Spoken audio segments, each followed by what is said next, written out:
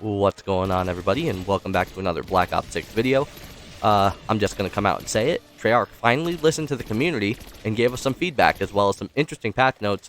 But before we dive into that, consider hitting that subscribe button if you're new here, as it's free and it helps me out a ton.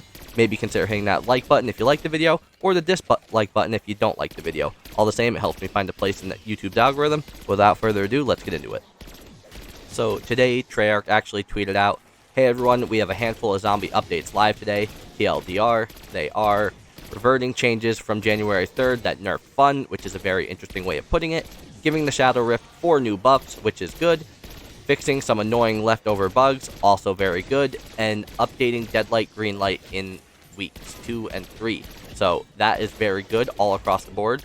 Obviously, they should have been doing this from the get-go, but to actually get an update and understand what's going on and just transparency with the community is huge here, which we all appreciate that. So thank you, Treyarch, for finally listening to something that the community has been saying, and hopefully we can continue this in the future. So currently for the global patch notes, they addressed an issue where Maya's Joyride operator skin would not be visible past 70 meters. I believe that has something to do with maybe very long multiplayer maps and or maybe Warzone. I have not personally seen this bug, but I do believe it exists, but it is now fixed. UI addressed some visual issues with the events tab, not anything that I noticed there. Audio addressed an issue where audio was not playing for event milestone banners in game. So I think that's just like the noise whenever you would get like a calling card or something like that. Next in multiplayer, we have red light, green light. So they increased the XP awarded from each match bonus when you finish the match, which is good. People were complaining that you weren't getting enough match XP for how long you were actually sitting there waiting after you die and have to wait till the end. So that's good. And stability added various stability fixes. That's also good. We love to see that. They also wrote this in the patch note saying, "Hey everyone, let's talk about those changes from January 3rd. The team is always focused on making zombies fun and rewarding. It's why we make video games, but don't always nail it the first time. Some fixes for bugs or exploits can become lower priority as more important issues come up," and that makes sense, "and some need to be held for an update further down the line. Last Friday's changes to Big Game for Shadow Rift, the shock charge speedrun step for Terminus," again, that had no need to even be messed with, "and the directed mode spawn delays for 5 loop rounds are prime examples of these." They then go on to say, "We know it's not fun to see a fix multiple weeks later for something that wasn't bothering you in the first place."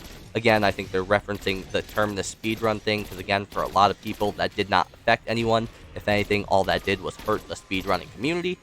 But then they say that they are going to be reverting the directed mode changes, giving Shadow Rift 4 new buffs, and scheduling a fix to allow speedrunners to safely use the shock charge tactic in Terminus again. The first 2 are live now, and the speedrun fix needing some extra testing before it goes live. Now, I think that's really interesting to say. I don't know, I thought they would just be able to, I don't know, maybe roll it back, like roll back that specific change. Because again, with speedrun tactics, you do have to time things perfectly. You don't want to be doing it like it's a normal run. It's kind of what gives speedrunning its own meaning, almost like little glitch areas that you can use and exploit in the game to be able to get a faster time. And I think that's what they should have done. They shouldn't have ever messed with it. And if they could just revert it, I think they would. But I don't think they physically can, because they already patched it into the game. So I feel like they're just going here and doing this as a short little fix to get through it. And then lastly, they also say, "Thanks to everyone for the reports of the visual FX not showing properly in the Citadel Demore and crashes that can happen when you're using the sword while Ether Shroud is active with the Void Sheath augment. The team produces fixes for these bugs shortly after they popped up, and they are live today." So this is good. It's really good to know that they are actually listening to the community and hearing everyone saying, "Hey, these are problems that need to be fixed," or "Hey, why would you patch like the shock charge thing for the step of Terminus for the speedrun? There was no need for it." Same thing for farming camos if you do it on directed mode, which I'm currently doing here with the fastest method. If you want to see that, link, well, not link, but you'll be able to see it on the channel. But I mean, either way, it's a good thing that they are actually listening to the player base, and that is what I'm here for. I'm really very happy that they're actually listening to people's community feedback, and they are actually seeing, hey, this is hurting the game, all of these people are upset, let's try to make it right. So next on the list for Citadel Demore, They address an issue where using the Void Sheath and Ether Shroud with the augment of the Elemental Sword will cause the match to crash, which is good. Finally, that has been addressed. Address an issue where many visual effects will stop playing. This means like when you kill a zombie, they basically just get deleted. They wouldn't explode, or no like fire effects would happen, anything like that, elemental type effects. Directed mode. Address an issue where guidance would be incorrect if a player disconnected with a stamp. Addressed an issue where guidance would be incorrect each time a new stamp spawned, and addressed an issue where picking up Solace after a stamp was spawned could prevent quest progression. So this is really good because I've seen a lot of people complaining about how the directed mode for this Easter egg was broken, but luckily that is fixed. So for this next one, you need a little context for the last patch if you guys weren't there.